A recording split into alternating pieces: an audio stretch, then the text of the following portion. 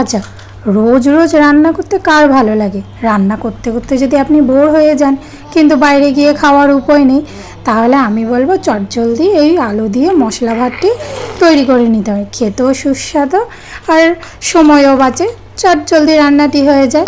তার জন্য ওভেনে নিয়ে নেব একটা প্রেশার কুকারটি ভালো মতো গরম করে দিয়ে দেবো তেল পরিমাণ মতো। তেলটি একটু বেশি লাগবে।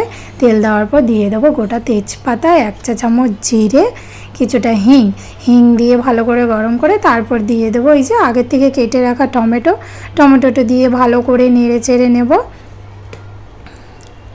নেড়ে চেড়ে নেওয়ার পর এবার দিয়ে দেবো কিছুটা বাদামটা গোটাও দিতে পারেন, গুঁড়ো করেও দিতে পারেন।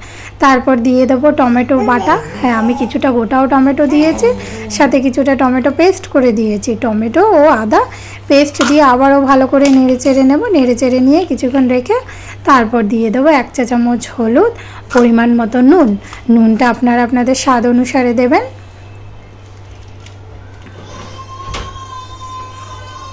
নুন দিয়ে দেবো 1 চা চামচ জিরের গুঁড়ো, তারপর দিয়ে দেবো 1 চা চামচ ধনের গুঁড়ো, এরপরে দিয়ে দেবো লঙ্কার গুঁড়ো 1 চা চামচ। আপনারা আপনাদের স্বাদ অনুসারে দেবেন, লঙ্কাটি কম বেশি করতে পারেন। দিয়ে দেবো কিছুটা কসুরি মেথি দিয়ে আবারও মশলাটিকে ভালো মতো নেড়ে চেড়ে নেব। নেড়ে চেড়ে নিয়ে কম আছে এটিকে ভালো মতো কষিয়ে নেব যতক্ষণ না মশলা থেকে তেল বেরোচ্ছে। এরপর দিয়ে দেবো সয়াবিন, তারপর দিয়ে দেবো এই যে ডুমো করে আগে থেকে কেটে রাখা আলু দিয়ে আবারও কিছুক্ষণের জন্য নেড়ে চেড়ে নেব, মানে কষিয়ে নেব কিছুক্ষণের জন্য। তা দেখুন আমাদের মশলার সাথে প্রায় আলু অর্ধ সেদ্ধ হয়ে এসছে।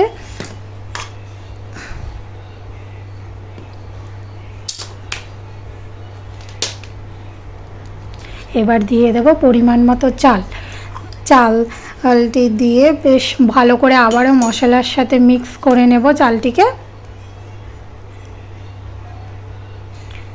মিক্স হয়ে গেছে। এবার দিয়ে দেবো 2 গ্লাস মতো জলটাও আপনারা আপনাদের পরিমাণ মতো দিয়ে এবার দিয়ে দেবো 1 চা চামচ গরম মশলা ও ধনেপাতা দিয়ে ভালো করে আবারও এটিকে মিক্স করে নেব। মশলাটিকে মিক্স করে এবার দিয়ে দেবো প্রেসার কুকারে ঢাকনাটি দিয়ে 4টে সিটি পড়লেই তৈরি হয়ে গেল এরকম সুস্বাদু মশলা ভাত।